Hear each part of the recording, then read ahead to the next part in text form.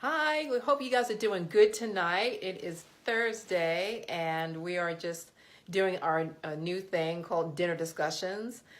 We are divorce recovery experts. This is Mark and Vandre. Yes, and I'm Laura Richardson.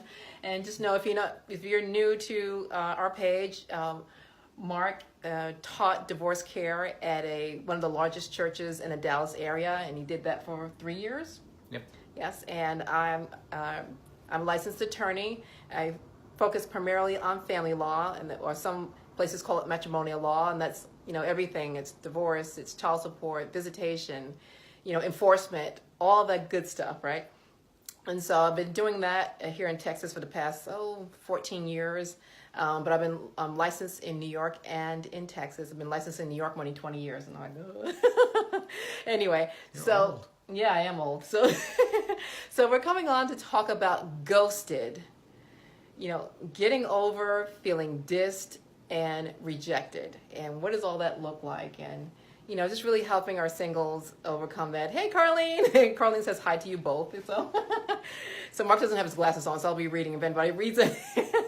So anyway, we intended to do this a little bit earlier. We were actually eating, but this is kind of like dessert discussion. So I've got my green tea, and I'm about to put a piece of lime in it. So I'm going to be sipping on that. And Mark might actually go get some. He might go get a popsicle. It's hot in here. Yeah, so he might get a popsicle while we're doing this, but that's okay. All right, so let's focus on the topic tonight. The topic tonight is ghosted. Getting over feeling dissed and rejected.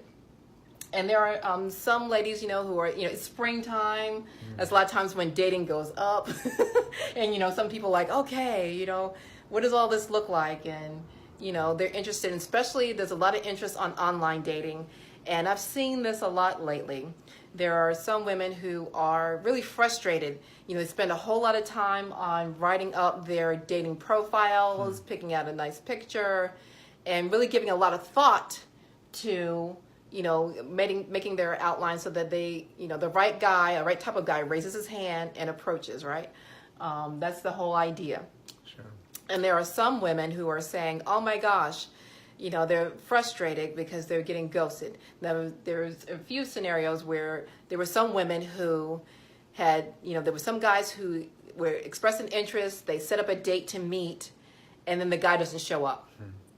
And then usually later on that same evening or the next day or soon thereafter, he'll just beg for another opportunity. And sure enough, they'll wear her down.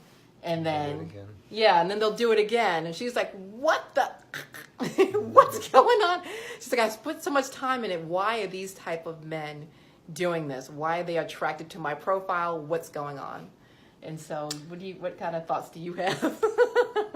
I know my thoughts on. I can tell you in a minute. But what's your thoughts? Well, first of all, if I make a date with you and I don't show up, that's the last date. Yeah. And there can be circumstances, but I would say that's the last date. And I think the next time if you wanted to meet would be, I'll meet you at the park or something of that nature. If the guy doesn't show up, there's a reason.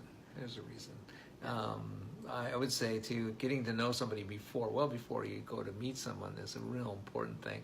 I think if you're just doing online dating, one of the key things when you're saying making your profile is the first thing you have to remember is be honest.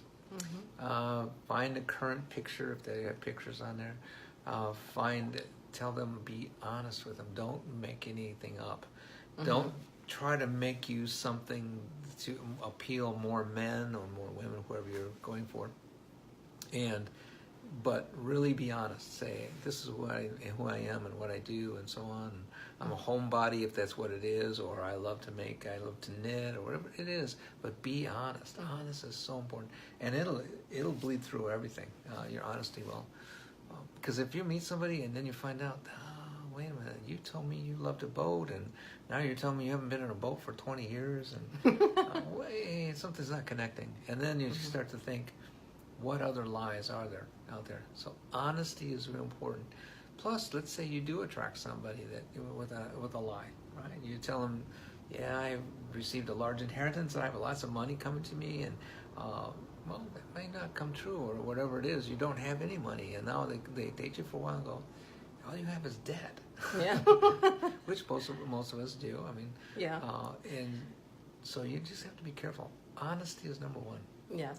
Well, this is what I found when the women are running into these men who are ghosting them even before we get to date number one, which is some men are on these dating sites and they have no intentions of dating. And that sounds so counterintuitive. I'm like, why would someone do that? Some people actually go online and go on these online sites, dating sites, because they want the attention. They have no intentions on actually dating or meeting someone or having a healthy relationship or having a relationship at all. They just like the attention. It's straight up, very simple ego thing. It's just an ego thing. And sometimes, that's just a part of their personality. Sometimes you find that with both men and women. It's not just the guys, not just jumping on the guys. But you find that more with men than in women, unfortunately. Sorry. That's what I found in, just looking around my research. You find that, and there are articles out there, just telling, people who are, who like to try online dating that you're likely to encounter this. Oh, sure. And so you just have to, just know that, that you may encounter this, and do not take it personally. This is stuff, this is their junk that they're dealing with. It has nothing to do with you. They don't know you. Right. They don't know you. And so it has nothing to do with you. Don't take it personally. This is their issue. We speak a blessing over them, and obviously we keep it moving. So just know that you have people out there like that. I've known men too. What they'll do, they'll make a date. Finally, maybe you've talked to them several times on the phone, decide to make a date. Then the men will sit outside in their car and wait for someone to come in that looks like you described yourself or your picture, and see what it looks like. And if it doesn't look right, they'll just take off. And I've seen that too. It's very discouraging. I think online dating is very tough. It's a tough sport. There's a lot of people who will lie, and quite frankly, you're not going to put your worst foot forward. You're going to put your best foot forward. So you're only talking about the best stuff. And so that's when you discover things about people, when you're on that first date. Mm-hmm. And really, your first dates are interviews. Yeah, they are. They're interviews. And I think too, if sometimes both men and women, but men, they get triggered. They get up the courage, they ask, and then, as they're setting up for the date, or, even if you've been dating for a little while, and you start to encounter things because you're starting to, develop a relationship, and they get triggered. There are things, emotional wounds that they didn't overcome, and they get triggered. And sometimes, after they've been dating for a little bit, you get ghosted. And you're like, okay, what happened? Well, last date, we were laughing and having a good time, and then 2 days later, he's not answering my texts, or, he didn't send me texts every morning like he had been. Mm-hmm. And again, a lot of times, it really has nothing to do with you. These are emotional wounds, either from childhood or, whenever in their adult life or their last relationship, whatever it was, they didn't do the work to split themselves open and start digging and start dealing with their junk. We all carry, some junk to one degree or another. Not you, of course, sweetie, not you, no. But anyway, so. I left it at home. Yeah, sorry, you left it at home. So, there are people out there who are just getting triggered, and they're not dealing with their emotional wounds, and they don't know how to deal with it. And especially a lot of men, they don't like talking about their weaknesses or their problems or their, whatever they feel as a negative. Yeah, and so, they'd rather disappear and try to start over with somebody new than to really talk to you about it, about their vulnerabilities. And so just know, again, it has nothing to do with you. And it's the honesty thing again. When you're listening to somebody, when you're talking to them, have some purpose to your conversation. Yeah. Find out where they like to go, where their family life is, what their history is a little bit. And then along the way, date number 2 and number 3, you can compare notes and say, some of these things don't compare. Mm-hmm. No, so if you find somebody that doesn't have the ability to tell the truth as much as you do, then you understand that this is probably not the person for you. Yeah. And quite frankly, as soon as I find somebody that's not honest, I have trouble with any sort of relationship with that person. Yeah. Yeah, even friendship. You're very honest. Yes, yes, I am. Yes.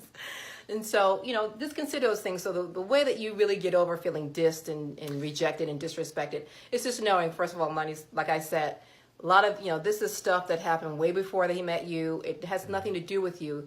It may, something unwittingly that you triggered, or even just the dating, act of dating. It could be anybody, they get triggered. It has nothing to do with you. That's emotional stuff that they need to deal with.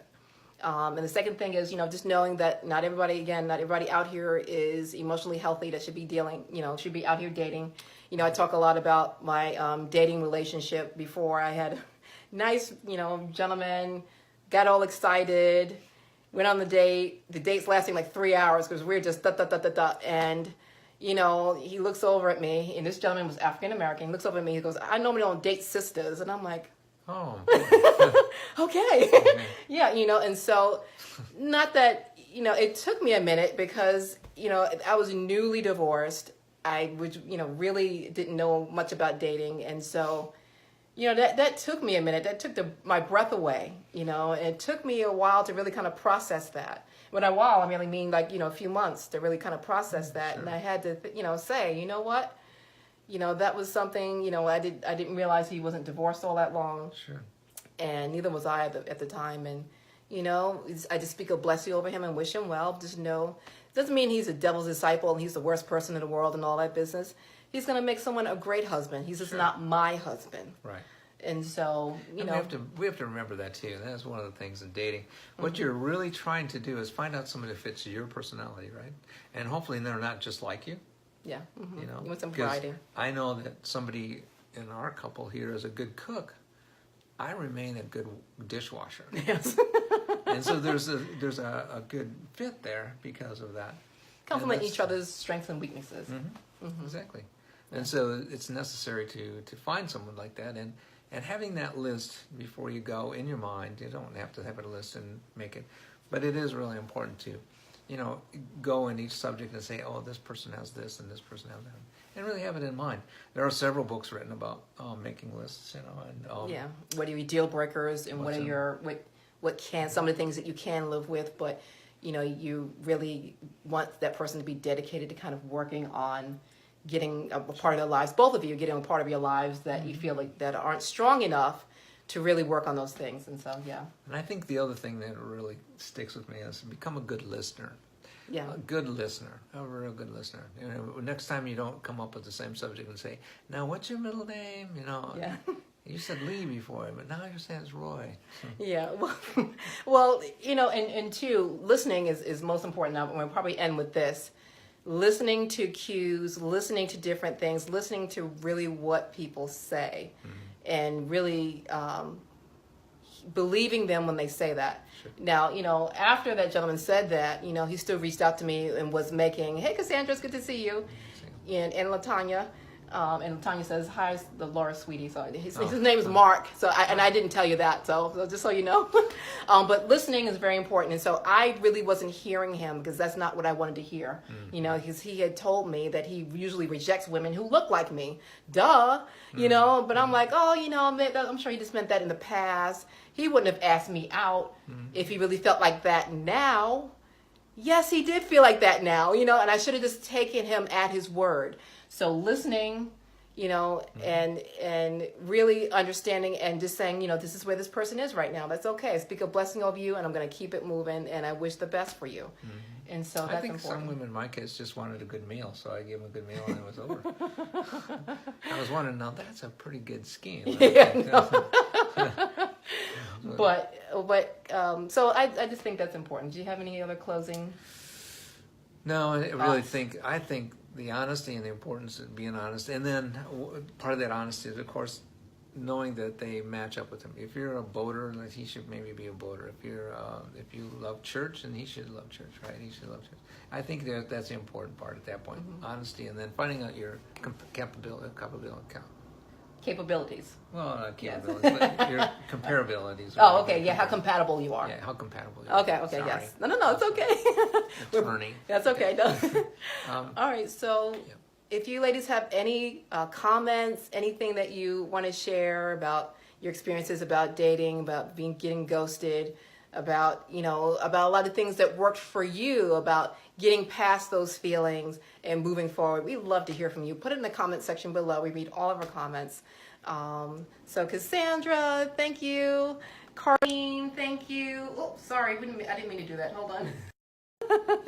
Okay, there we go. Latanya, sorry about that. Good thing the bedroom was clear. Yeah, thank you. So we hope that you found that helpful. If you have topics that you want us to conquer or you want us to talk about, absolutely, we are so open to any ideas that you have, anything that you want to hear about. Even if you want to hear from a guy's perspective, like, hey, how do guys feel about this and that and the other thing? You know, we want to know. So absolutely. And even if you don't want to put it here in the comment section, you can always feel free to send me an email at clientcare@moveonafterdivorce.com. clientcare@moveonafterdivorce.com. So I love you, ladies. Thank you so much. And if you know of anybody who's dealing with, you know, feelings of getting ghosted and all that, share the link to this video with them. All right. Until the next time, take care. Goodbye, ladies. We love you.